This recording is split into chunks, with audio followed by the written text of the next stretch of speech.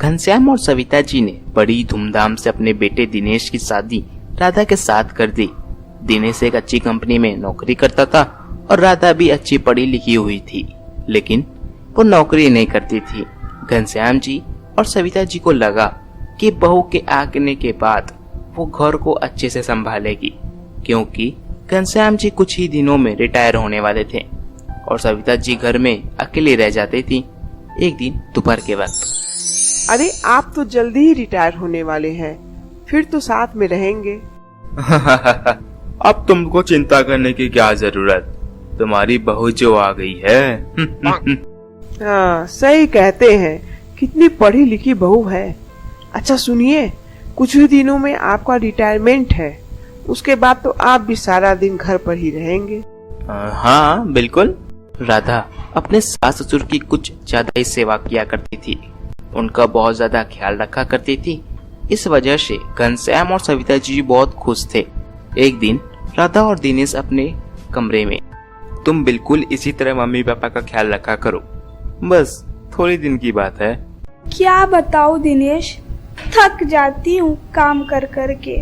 अगर पापा जी की रिटायरमेंट की बात नहीं होती ना, तो मैं किसी का कोई काम नहीं करने वाली होती।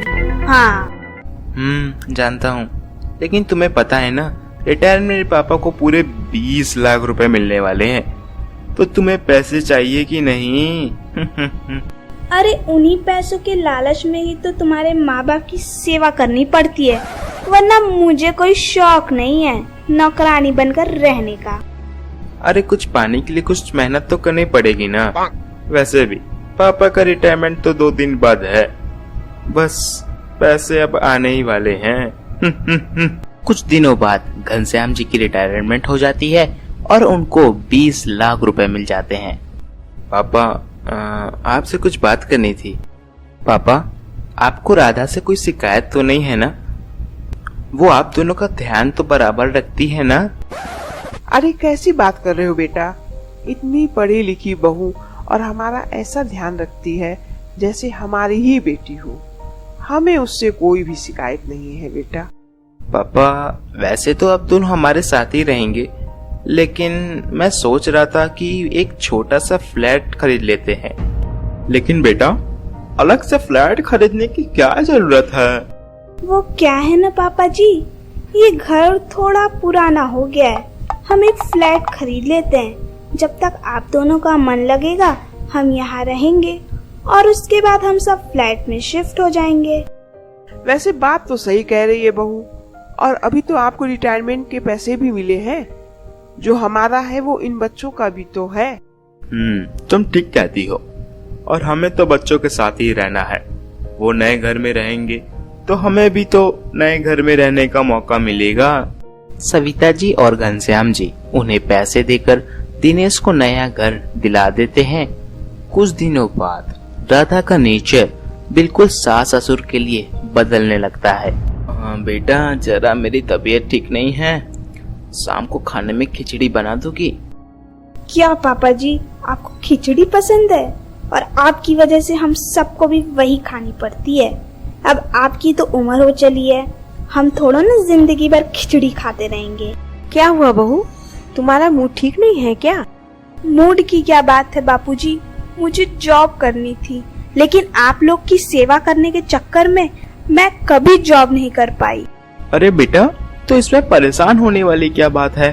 तुम एक काम करो, तुम जॉब करना शुरू कर दो। वैसे भी मैं तो अब पूरा दिन घर में ही रहता हूँ, सविता को भी अकेले नहीं रहना पड़ेगा। राधा, जब मम्मी पापा कह रहे हैं तो जॉब करना शुरू कर दो ना। कुछ ही दिनों में राधा नौकरी करना शुरू कर देती है। एक अच्छी कंपनी में उसकी जॉब लग जाती है। जॉब लगने के बाद एक दिन शाम के वक्त राधा अपने सास ससुर से कहती है, मम्मी पापा, मैं और दिनेश नए घर में शिफ्ट होना चाहते हैं। वहाँ से मेरा ऑफिस भी पास पड़ेगा और वैसे भी मेरी जॉब लग गई है, तो हमें नए घर में रहना चाहिए। बेटा, जैसी तुम्हारी इच्छा, तुम जब चाहो हम ये घर खाली करके वहाँ चलेंगे। अरे मम्मी, आप समझी नहीं। क्या नहीं समझे बेटा, क्या बात है, कुछ और कहना चाहते हो क्या? मम्मी जी, पापा जी, मैं बताती हूँ। मेरी अभी अभी नई नौकरी लगी है। अगर आप दोनों भी मेरे साथ उस घर में रहेंगे तो मैं अपनी नौकरी पे ध्यान नहीं दे पाऊंगी। सारा दिन बस आपके काम में लगी रहूंगी। अरे नहीं नहीं बेटा, ऐसी तो कोई बात नहीं है। मैं तुम्हारी मदद भी करूंगी और हमारे काम की तू चिंता मत कर। देखो बेटा, हम तुम्हें बिल्कुल परेशान नहीं करेंगे, लेकिन घर लेने से पहले यही बात हुई थी ना कि हम साथ रहेंगे। पापा, तो क्या आप ये कहना चाहते हैं कि वो घर आपके पैसों से लिया है तो उस पर हमारा कोई भी अधिकार नहीं है? अरे अरे, नहीं नहीं बेटा, गलत समझ रहे हो तुम। अच्छा ठीक है, तुम दोनों उस घर में शिफ्ट हो जाओ, हम लोग यहीं रह लेंगे। लेकिन तुम दोनों हमसे मिलने तो आया करोगे ना? हाँ मम्मी जी, संडे की छुट्टी हुआ करेगी तो हम आपसे जरूर मिलने आया करेंगे। राधा और दिनेश घनश्याम जी और सविता जी को पुराने घर पे छोड़ के नए घर में शिफ्ट हो जाते हैं। सविता जी और घनश्याम जी उन दोनों का इंतजार करते हैं, लेकिन वो सैटरडे संडे भी अपने मम्मी पापा से मिलने नहीं आते। मैंने कभी सपने में भी नहीं सोचा था कि मेरे बेटे और बहू ऐसे निकलेंगे। सच कह रही हो सविता, हमारी बहू ने तो कुछ ही दिनों में अपना रंग दिखा दिया था। इसमें गलती सिर्फ बहू की नहीं है, बेटे ने भी तो हमारे साथ धोखा ही किया है। ये कलयुग है सविता, अब यहाँ ऐसा ही होता है। और फिर कई दिन ऐसे ही निकल जाते हैं। राधा और दिनेश अपने माँ बाप से मिलने आते ही नहीं। एक दिन घनश्याम जी की तबीयत बहुत खराब हो जाती है और सविता जी दिनेश और राधा को घर बुलाती हैं। क्या हुआ माँ, ऐसी भी क्या आफत आ गई थी? जानती नहीं, ऑफिस का काम छोड़कर आया हूँ मैं। अरे मम्मी जी, मेरी तो नई नई नौकरी है, आपको थोड़ा तो समझना चाहिए ना। क्या करे बेटा, तुम्हारे पापा जी की तबीयत बहुत खराब है। अब मैं इस उम्र में अकेले हॉस्पिटल कैसे लेके जाती? अरे मम्मी, इस उम्र में तो बीमारी चलती रहती है, इसमें इतना परेशान होने की क्या जरूरत है? मम्मी जी, पापा जी, आप लोग एक काम क्यों नहीं करते? आप लोग वृद्धाश्रम में शिफ्ट हो जाइए। वहाँ पे आप लोग की केयर भी करेंगे और हमारी भी टेंशन खत्म हो जाएगी। अरे वही तो मैं कहना चाहता हूँ, मेरे पास तो इतनी छुट्टियाँ भी नहीं है। घनश्याम और सविता जी वृद्धाश्रम जाने से मना कर देते हैं। राधा और दिनेश वापस अपने घर चले जाते हैं।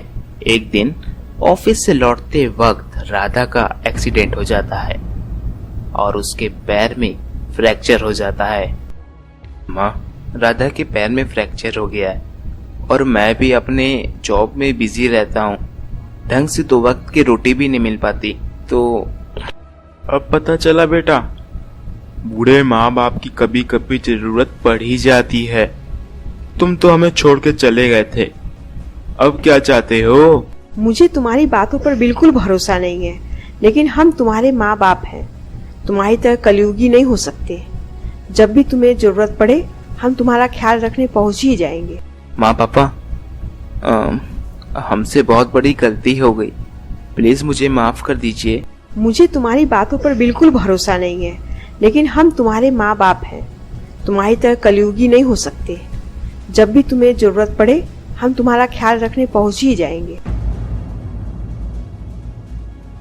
अगर आपको वीडियो अच्छा लगा तो वीडियो को लाइक करें और चैनल को सब्सक्राइब कर दें।